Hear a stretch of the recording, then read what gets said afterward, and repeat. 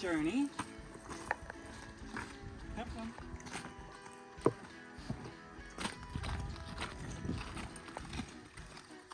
So today we are putting up the 4th set of rafters, which is over our bathroom and 2nd bedroom.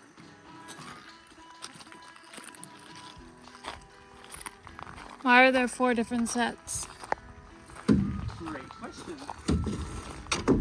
We would have had only 2 sets, except if you come up here, I'll take them.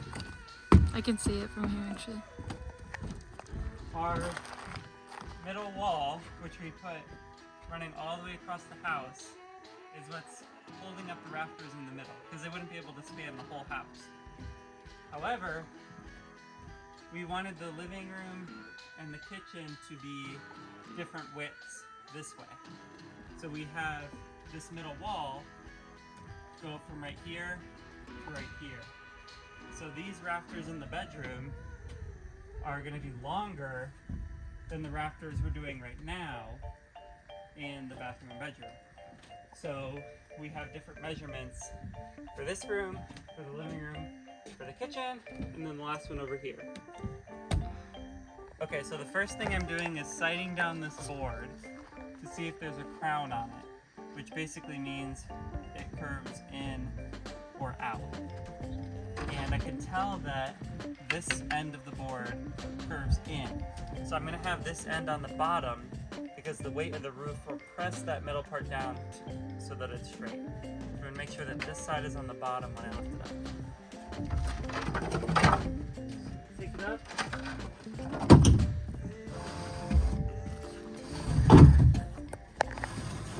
Try not to drop it.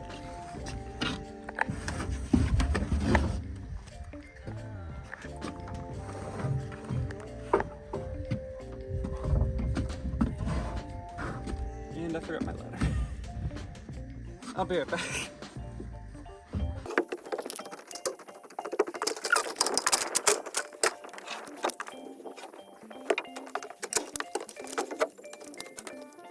So now that I have it up here, I'm just going to stand up on the end. We'll come up close next to show you how exactly we make a notch out of this rafter so that it sits along the top wall. Okay, so the process here is pretty simple. We want 5 inches of overhang on this rafter off the back wall, which we've marked here.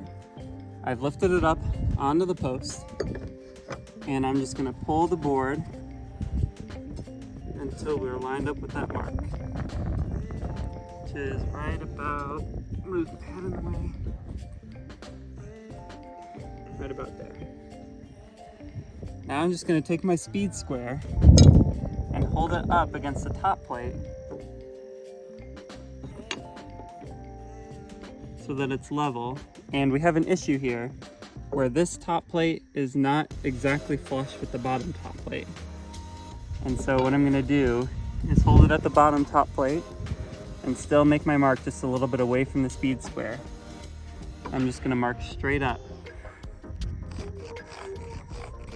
And that's our first mark. So you can see it's diagonal from perfectly perpendicular with the rafter, and that's because the rafter's at an angle. So this will give us the perfect angle. We're going to cut up here and then horizontal this way to basically make out a notch so that this rafter will sit flush on the top plate. So once we have that first mark, we're going to take our speed square and go this way, doing the same thing, lining it up with the bottom plate, and I'm going to line it up at 1.5 inches because I want this to be this cut to be exactly 1.5 inches deep. Now with this speed square, this extra notch at the top adds a little bit. So I'm just going to make it just over, what I've realized is just over 1/8 of an inch. Usually does the trick in terms of getting it exactly 1.5 inches deep. So then I'll just make my mark this way, and when I get it back on the ground, I'll extend that mark all the way out, keeping it level with this line. So we've done this, and now we'll go over to that side and do the same thing. So we're squeezed pretty tight here, but I can still show you that we're gonna do pretty much the same effort where we line up our speed square so it's level with the top plate. And we'll make our first mark. Just there. And then we'll make this mark. So at the back end, we did 1.5 inches. This one, I'm going to make the cut a little bit, or make the mark a little bit shorter, meaning that the board will rest a little bit taller on this top plate, because this top plate happened to be a little bit too short in terms of keeping all the rafters level on top. So in order to adjust for that, I'm just making this notch a little bit smaller so that it can rest a little bit higher and remain even with the rest of the boards. So this mark is going to be at 1.25 inches, but remember we have to add 1/8 inch, or subtract 1/8 inch rather, so it's going to be at 1 1/8 inches is where we'll place our mark. Good, and so you can see we'll just extend this line out, and that'll be our notch to make this sit flush. So now you can see how that notch we drew fits in pretty well to this top plate. There's a little bit of a gap here and a small gap here, but that's okay. We really just wanted to notch it in so that it was sitting flat versus just resting on this diagonal right here. And what we want is for all of these rafters to line up as you go up. And this looks pretty good. It might be a smidge too tall. So on the next one, what I'll do is when making this mark, I'll just bump it up just a little bit so that this rests lower. Now we'll take our nail gun and we'll tack it in so that it's resting right above this stud. And then we'll come in with a hurricane tie, which you can see on these ones, to really set it into place.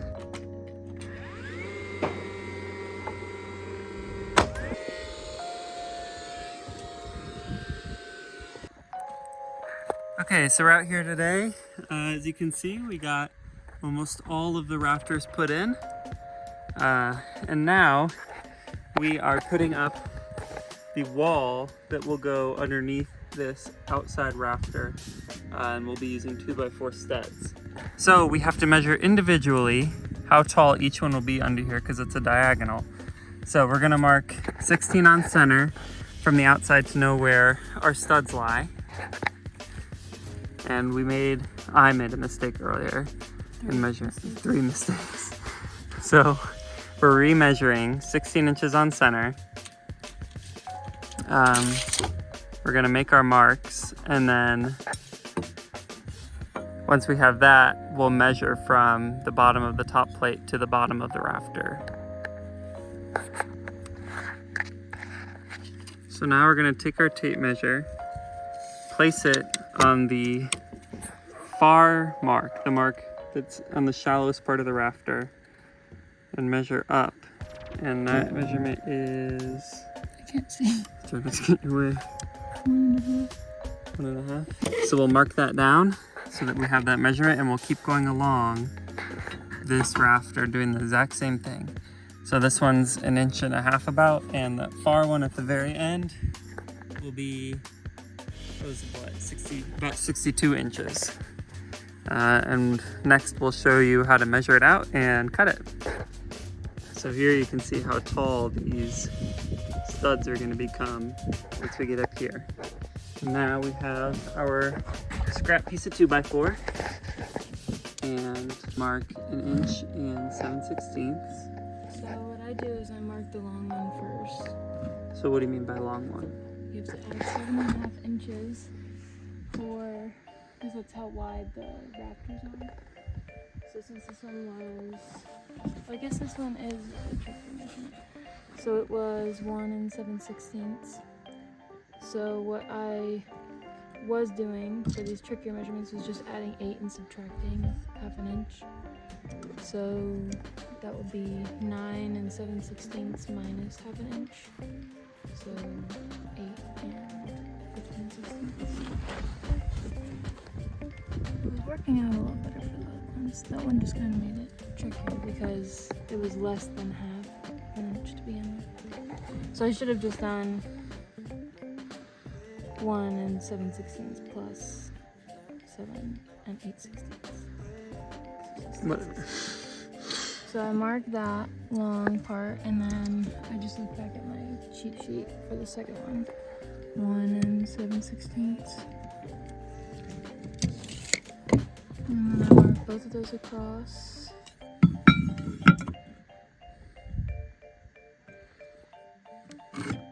The metal speed square is nice because you can drop it without it breaking. Pro tip. You can drop both of them without them breaking. And then, can you give me that bowling strap? And then I was looking, like, if there was, like, a nasty edge of the board, I'd measure from that one, because that would be the part that gets cut off, but this board is fine. So then I make it so that this, with the weight of it, it'll stop, and I lock it. And then you just measure 1.5 inches, because that's how the width of the rafter. So this stud is going to have a notch in it, which will hold the rafter in place. And that notch has to be 1.5 inches thick, because that's how thick the rafter is. And 7.5 inches because it'll wrap up the rafter, the width of the rafter, which is 7.5 inches. So then now I have my 1.5 inch this way marks. So I just use my board and line it up. I sharpened my pencil, so I'm gonna have to put the board closer to the marks than before.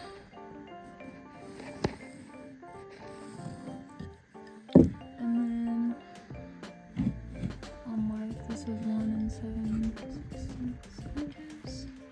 And then I'll cross this one out because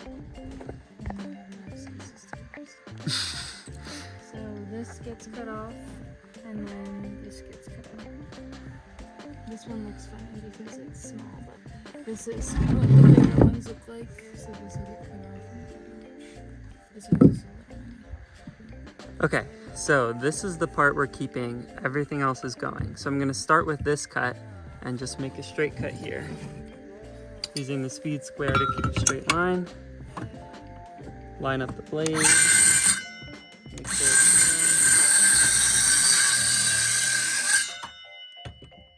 so now that I've made that cut, the next cut I'm going to make is this long one down this way.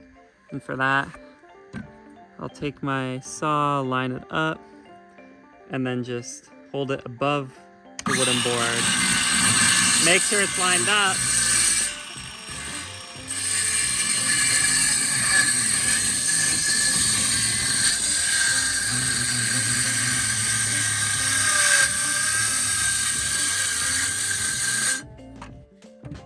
That's that cut done.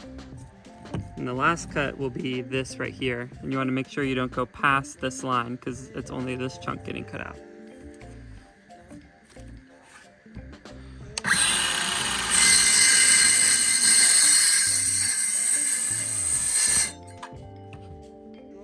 So the circular saw isn't going to cut all the way through. So we get our jigsaw and we finish off the cut.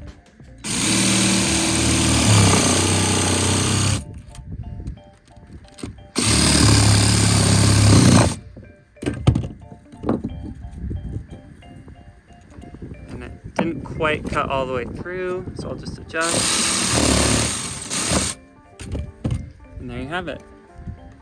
That's the board that we're gonna stick up underneath the rafter, which we'll show you next.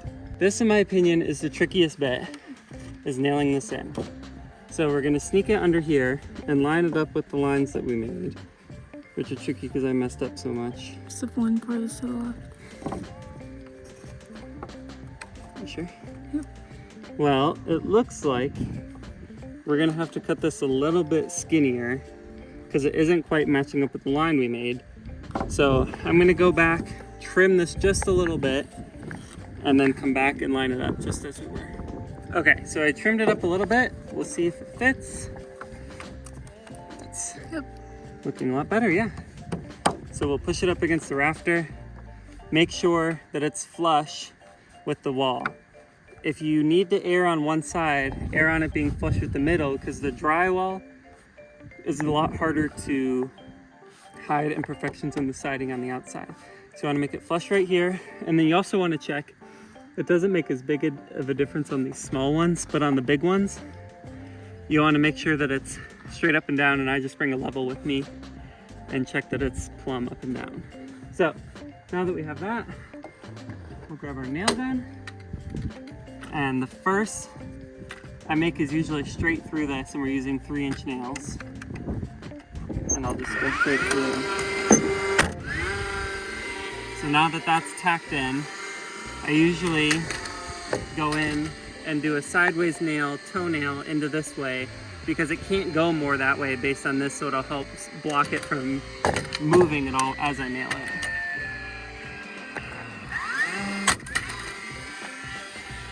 Okay? And then next, I'll go from the other side and nail in the back.